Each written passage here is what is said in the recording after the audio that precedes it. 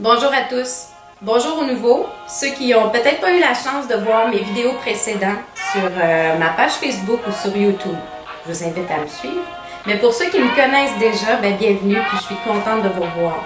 Aujourd'hui, j'ai vraiment le goût de vous faire un petit survol des différentes approches de l'encaustique. Parce que je vous le dis, on troque notre pinceau pour un chalumeau. Donc l'approche est vraiment pas pareille. Alors on va faire un petit survol. C'est pas un cours technique avec plein de détails, mais ça vous donne un aperçu de tout ce que vous pouvez observer, créer, laisser aller avec l'encaustique. Je suis contente d'être là avec vous aujourd'hui.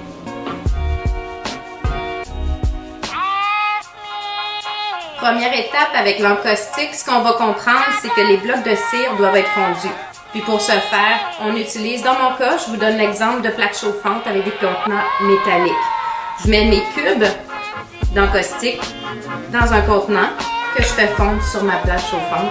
Et à partir de là, je peux procéder à la prochaine étape, comment la faire fondre maintenant quand elle est sur le support de bois.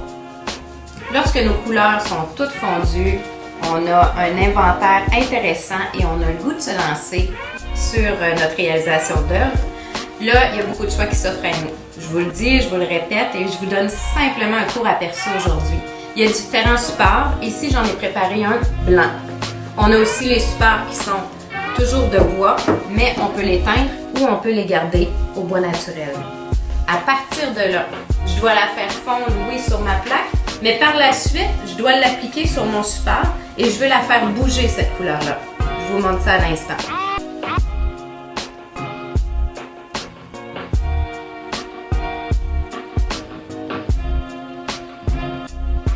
Après avoir vu sommairement un petit peu comment bouger cette cire-là sur notre support de bois avec les deux différents chalumeaux que j'ai en exemple ici, le petit, mon petit chalumeau que j'appelle de crème brûlée, ou bien le gros chalumeau au propane, celui-ci est au butane, par la suite, on peut utiliser différentes façons pour réintégrer d'autres textures.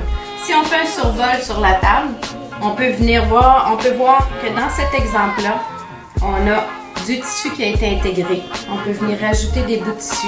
On peut venir intégrer du papier. On peut venir intégrer des images de revue. On peut venir intégrer différents éléments. C'est ce que je présente aussi dans mes cours d'atelier découverte. Puis, par rapport à la suite, ce qui est intéressant, ce que je peux vous dire tout de suite, c'est que même si on perd le contrôle avec la chaleur qui va disperser notre couleur, on peut la reprendre parce que vu que c'est de la cire, on peut graver.